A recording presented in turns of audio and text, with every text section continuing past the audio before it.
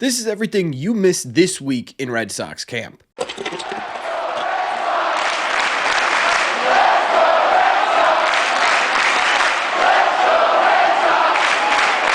What is going on, everybody? Welcome back to Red Sea Radio. My name is Corbin. Thank you very much for clicking on this video. It's 3 weeks now that the Red Sox have been in spring training camp. Well, I mean, technically the third week was either Wednesday or Sunday, depending on how you look at it, but who cares, right? We're 3 weeks into this thing, and there's been a lot going on. So what we are doing in today's videos, we're recapping all the biggest news stories from Red Sox spring training camp this week and how it could impact the 2025 Red Sox. And honestly, there's a ton that happened this week. It's kind of hard to figure out where to start with all of this, but I guess we'll start with the stomach bug because apparently that's been the biggest thing going around camp right now. Everyone is getting this stomach virus and it is affecting the entire team basically. Well, not the entire team, but there are a significant amount of people who are injured through this. Triston Casas, probably the biggest name right now. Apparently it's hit him a whole lot harder than it's hit other people. Vaughn Grissom told Alex Cora, who Vaughn Grissom is Triston Casas' roommate, that, quote, he's alive, but it's not looking good. Don't love that. Romy Gonzalez, Marcelo Meyer, Roman Anthony, all these guys have been down and out with this sickness over the last couple of days. There have been a couple other guys who have missed a few days here and there with this sickness.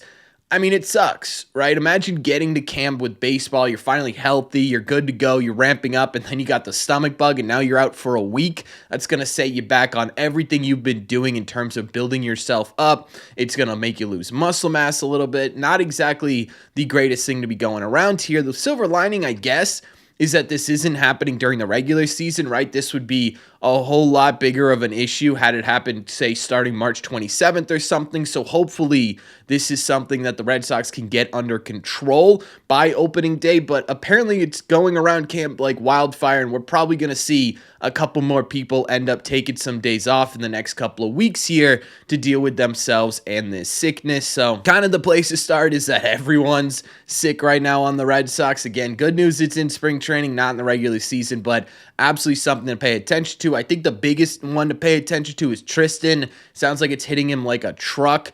If he can't get healthy in time, I have no idea what the Red Sox are going to do at first base. So that's the biggest one of those to pay attention to.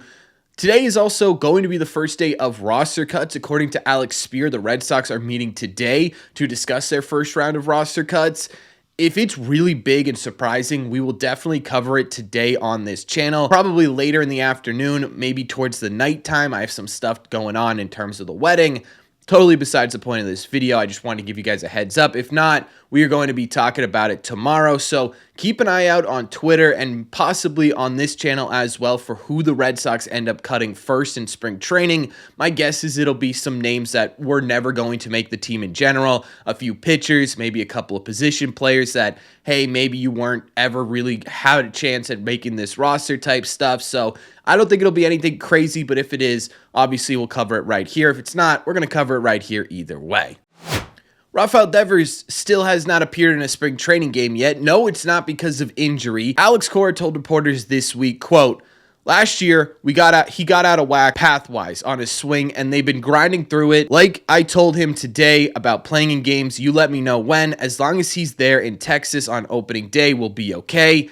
I'm not super worried about this. I think people are going to make it a much bigger deal than it is because of everything else that's been going on with Rafael Devers during this camp so far. A lot of people are saying he just doesn't want to play. I don't think that's true. My reasoning for this is because he's still getting a ton of ABs in. He's still actually working on stuff. In fact, there's video evidence of it. He took 5 batting practices against Lucas Giolito yesterday. He took another 5 against minor league players who were doing their live bullpen sessions yesterday. So he did basically a total of 10 ABs yesterday, which is basically what? 2 games, maybe 3 games worth of at-bats from Rafael Devers in one singular day. This dude's still grinding through it. This dude's still getting himself ready for opening day. He's just not in games yet. I think a lot of people are taking this as he's just not happy with the team, so he's not participating in games.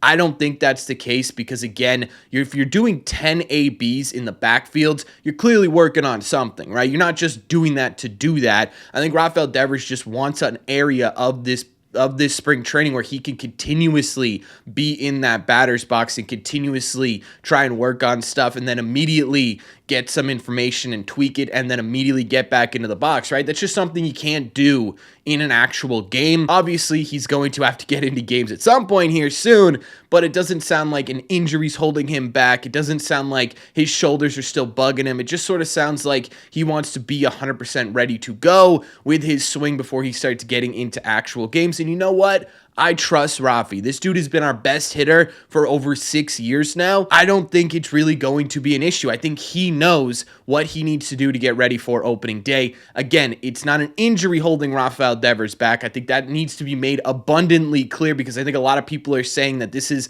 an excuse by the Red Sox because he's just not 100% healthy. Again, go back to 10 ABs. It's hard to, it's essentially impossible to do 10 ABs in a backfield in one day if your shoulders are still bugging you. So I don't think it's an injury thing. I think it's more so a Rafael Devers really wants to tweak this and perfect it before he gets into actual games. Sounds like his game schedule will be beginning next week. We'll start seeing him in some games. I'm not really worried about it again. I think Alex Cora and Rafael Devers have a handle on what they need to do for him to be on the field come opening day 2025. So kind of a non-story here, but was made a bit of a story because of all the comments and controversy going on in the media with Rafael Devers and spring training. Rafael Devers, though, still not in games. Moving on to our weekly injury update here. Right now, it's just a bunch of dudes barfing, really.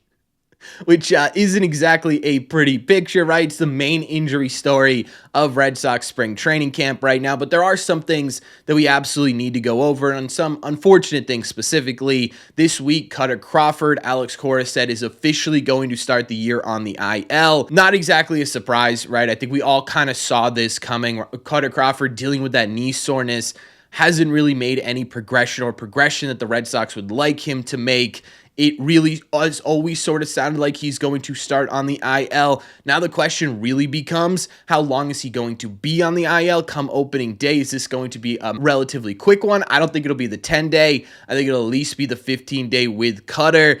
Is it going to be half a month? Is it going to be a month? Is it going to be a couple months? I think that's now the biggest question. Is he going to be able to get himself ready before like May or June this season? I think is really the question we now have to talk about with Cutter Crawford. On top of that, because of this injury to Cutter, it doesn't really sound like a six-man rotation is in the plans for the Boston Red Sox. Alex Cora mentioned that the only way he was truly comfortable doing a six-man rotation was if the Red Sox rotation was fully healthy.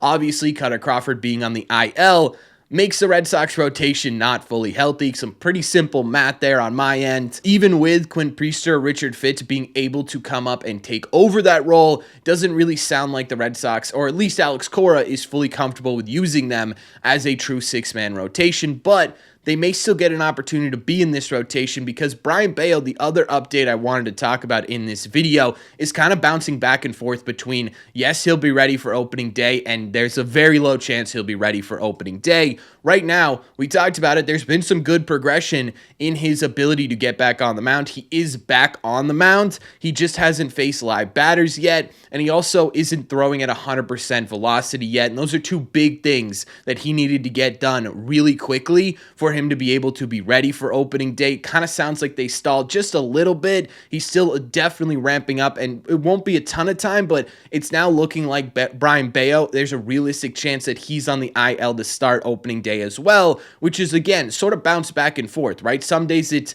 okay, he's back on track. Other days it's, he might need a little bit of time. But we're getting to the point here in spring training that if you're not at least facing live hitters during these spring training sessions, you're probably too far behind to make a push for opening day. The good news here with Brayan Bello is that it's probably not going to be something that keeps him out for a very long period of time. Even if he's on the 10-day IL to start the year, it sounds like he's going to miss maybe 2 weeks, maybe a week and a half, something like that before he's back with the Red Sox rotation. So we really won't even truly notice that Brayan Bello missed part of the season by the end of the year with this injury, and he's much further along than Cutter Crawford, but the reality is there. And again, we've talked about it a ton of times. This puts Quinn Priester and Richard Fitts into a major spotlight this spring because one of those guys is more than likely going to end up in this Red Sox rotation to start the year. So some unfortunate news with the Red Sox pitching rotation, but they are still in a good spot. Wilyer Abreu has regained baseball activities. The hope is that he's going to face live hitters at some point this next week,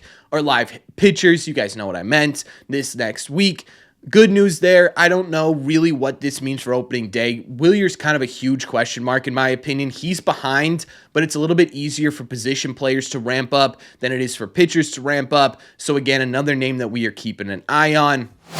In terms of just sort of on-field news, Mikey Romero is having himself one hell of a spring training right now. When he's getting into big league games, he's making some noise. We talked about him over this offseason when we interviewed him, how good he could be this year. He's off to a really, really hot start. Nick Sogard, we're going to make a full video on Nick Sogard probably sometime next week, but he's making a legitimate case to be the bench player for the Boston Red Sox. He is doing a whole lot of good this spring training. Garrett Crochet looks absolutely incredible. Here's some footage of Garrett Crochet in his last start where he struck out, I think it was 7 players in 3 innings. Look at how behind these dudes are. They aren't even touching his pitches right now. That was absolutely ridiculous. He looks fantastic. Outside of that, Red Sox future game, which for those of you who don't know, it's called the Breakout Series. It's where every team in Major League Baseball gets to showcase their best players. That roster got announced this week. There's some really interesting names on here. Now, I'm not going to go through the entire roster. I will put it on the screen, though, for those of you who are watching this video. And some big names that stand out are obviously all 3 of the big 3 are going to be in this game. But Peyton Tolle, he's going to have his first appearance in a Red Sox uniform. That'll be fun to watch. Conley Early, another name that's been really making some headlines this spring training. He's getting his first chance in a Red Sox uniform. That'll be fun to watch. Miguel Blaze, right? This is a big year for him. He's going to be in a Red Sox uniform. So a lot of really, really fun names getting an opportunity on a kind of big stage, right? It's obviously not a regular season game or anything, but still a fairly decent sized stage for these players to really showcase what they could do against some of the other best young talent in Major League Baseball. This will be a ton of fun to watch, I think. That's coming up in the next week or so. I believe it's March 20th, somewhere in that range. I could be totally off. Either way, that roster got announced as well. And overall, again, I think vibes are still high. I think people are still excited for this season. I think there's still a lot of good coming out of camp, even with the injuries and the stomach bug. There's a lot of fun things going on with the Boston Red Sox. So let me know in the comment section down below. What do you guys think of all this? What do you think about all the biggest news items? Is there anything in here that stands out to you above the rest? Is there anything in here that I missed that you think should be on one of these spring training recaps? Let me know all your thoughts in the comment section down below. As always, if you made it to the end of this video, do me a favor. Make sure you guys have hit that subscribe button if you haven't already. If you're new here, we talk Red Sox content almost every single day. Also, make sure you guys have hit the like button on this video as well. Just simply helps out a ton, and it's the best way to let me know you're enjoying the content. Don't forget, if you guys want to listen instead of watch these episodes, the best way to do that is to head over to your favorite podcasting app and look up Red Seat Radio. Thank you all very much for clicking on this one, and I will see you potentially, maybe later today with roster cuts, but definitely tomorrow. And as always, in the red seats.